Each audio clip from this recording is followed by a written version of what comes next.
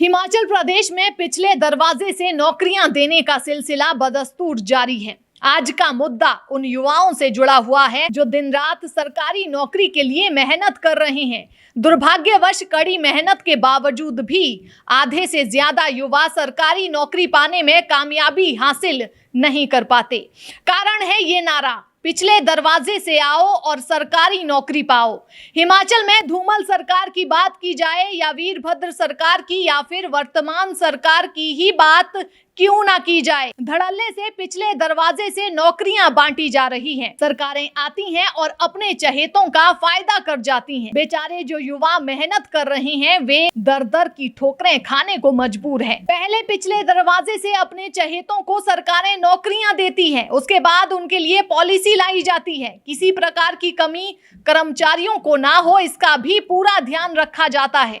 बदले में वे चाहे काम करे या फिर ना करे, ये कोई सुनिश्चित नहीं करता। आपको बता दें कि हिमाचल में आंकड़ों के लिहाज से देखें तो 8 लाख से अधिक बेरोजगार युवाओं की फौज है। जयराम सरकार ने पिछले बजट में 30,000 सरकारी नौकरियां देने का वादा किया था। उससे पहले 2019 के बजट में भी 20,000 नौकरियां सरकारी और निजी सेक्टर में देने का वादा किया गया था। इनमें से अभी 40% नौकरियों को लेकर प्रक्रिया विभिन्न चरणों में है। छोटे पहाड़ी राज्य हिमाचल प्रदेश के पास सीमित आर्थिक संसाधन है।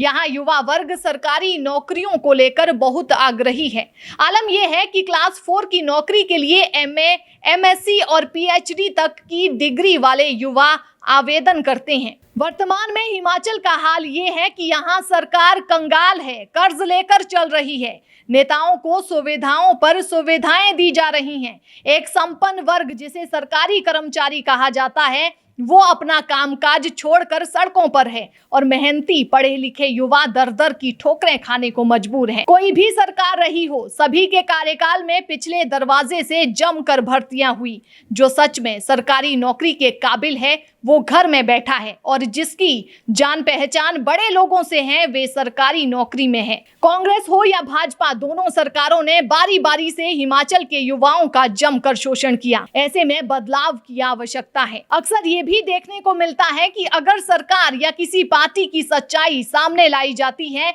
तो जो जिस दल से जुड़ा होता है वो अपने उस दल, पार्टी या उस सरकार की बुराई सुन ही नहीं सकता। अपना गुबार उतारने के लिए लोग तरह तरह की टिप्पणियां करते हैं और बात समझने की बजाय समझाने वाले को ही किसी दल, किसी पार्टी या फिर किसी संगठन से जुड़ा हुआ बताया जाता है, जो कि निम्न मानसिकता का जीता जागता उदाहरण है। अगर ऐसा ही हाल रहा, इसी तरह की भक्ति पार्टियों को लेकर रही, तो वो दिन दूर नहीं जब राज्य में गरीबों और अमीरों के बीच इतनी गहरी खाई बन जाएगी कि उसे भरना नामुमकिन होगा। पार्टी जो भी हो, आम जनता सिर्फ मुंह देखती रहती है, फायदा चहेते उठाते हैं।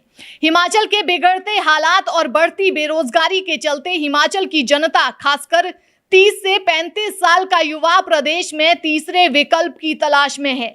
तीसरा विकल्प प्रदेश में सही साबित होगा या फिर नहीं होगा, या फिर गलत साबित होगा, ये तो भविष्य तय करेगा। लेकिन बदलाव बेहद जरूरी है। हिमाचल के बिगड़े हालातों के लिए अभी तक की सभी सरकारें जिम्मेदार है। 5 से 10 साल कड़ी मेहनत करने के बाद भी जब उससे कम काबिल व्यक्ति को नौकरी मिल जाती है तो इसका दर्द कैसा होता है, ये हिमाचल के युवाओं से पूछो।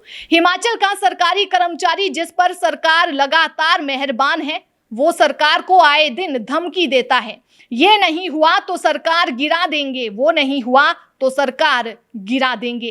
क्या सरकार बनाने में आम जनता, हिमाचल प्रदेश के पढ़े लिखे बेरोजगार युवाओं का कोई योगदान नहीं? क्या पिछले दरवाजे से नौकरियां इसीलिए दी जाती है ताकि वोट बैंक बढ़ जाए? ये तमाम तरह के सवाल हैं जिनके जवाब भी लगभग सभी जानते हैं। कांग्रेस और भाजपा दोनों ही पार्टियों ने हिमाचल का जो हाल बना दिया है, उसे ऐसा लगता है कि हिमाचल में मजबूती से आम आदमी पार्टी अपने पैर रखेगी और इन दोनों पार्टियों से 2022 की सत्ता हासिल करने का हसीन सपना भी छीन सकती है।